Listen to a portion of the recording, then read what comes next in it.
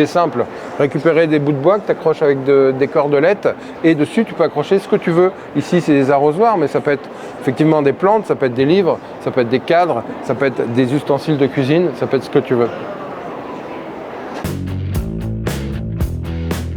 Un truc facile à faire chez toi, c'est de prendre un vieux cadre, le peindre en couleur si tu veux, et surtout de mettre quelque chose à l'intérieur. Ça peut être une étagère, ça peut être un objet, une sculpture, un tableau.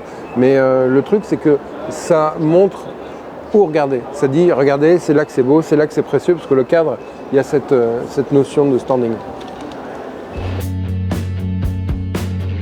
Tu vois, cette tête de boudin, on la voit un petit peu partout. Mais c'est assez simple de te l'approprier. Il suffit, regarde, d'aller chercher tes pinceaux, et ta peinture, et tu peux te l'approprier, et ça marche avec n'importe quel objet. Et tu peux mettre n'importe quel objet sous cloche aussi. On a un objet de standing. Nous on avait mis un petit bonhomme de neige Olaf qu'avait fait ma fille, il est sous sa cloche de verre. Regarde, tu prends deux tables et tu les approches et au milieu tu laisses un trou dans lequel tu vas pouvoir poser des choses, des plantes, des bouteilles, et ça te personnalise vraiment ta déco. Pour habiller un mur ou un objet, tu peux utiliser à peu près n'importe quoi. Ici c'est des moules pour couler de la céramique et si tu les accumules et si tu les peins de la même couleur, eh ben, ça crée une matière qui peut être très intéressante. Ça peut être des galets, ça peut être des morceaux de bois, ça peut être ce que tu veux. Et tu laisses une forme au milieu. Ici, on a le planisphère.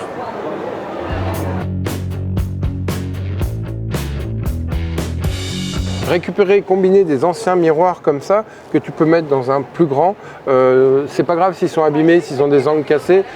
Si le teint au fond s'en va, tu peux même toi-même enlever une partie du teint.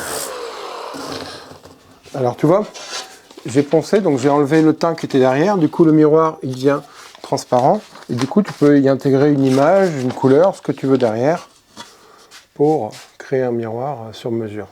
S'il y a au moins une idée qui t'a plu dans cette vidéo, n'hésite pas à la partager. Tu peux aussi, si tu veux aller plus loin dans tes idées déco, faire appel à moi. Tout est en lien dans la description.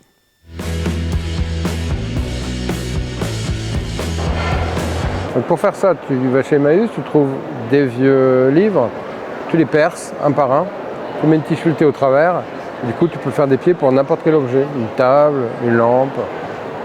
Et ça, tu peux aussi l'associer à un meuble Ikea pour lui mettre des pieds un peu différents, pour le dénormaliser.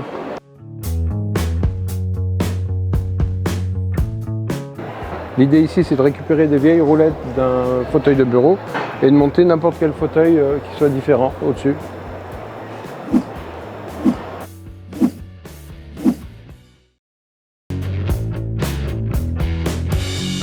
Regarde une idée à partir d'une ancienne balustrade d'escalier, tu fais des bougeoirs.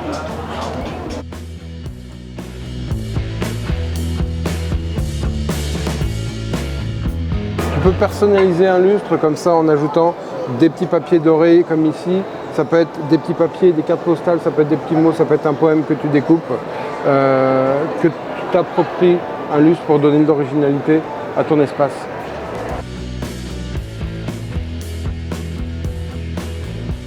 Ça me rappelle mes cours d'art appliqué quand j'étais prof. C'est un truc qui est facile à faire. Regarde, ce sont des tasseaux carrés que tu mets en quinconce et avec deux images que tu vas découper en lames et que tu vas coller. Et du coup, tu as deux visions différentes suivant le point de vue où tu es.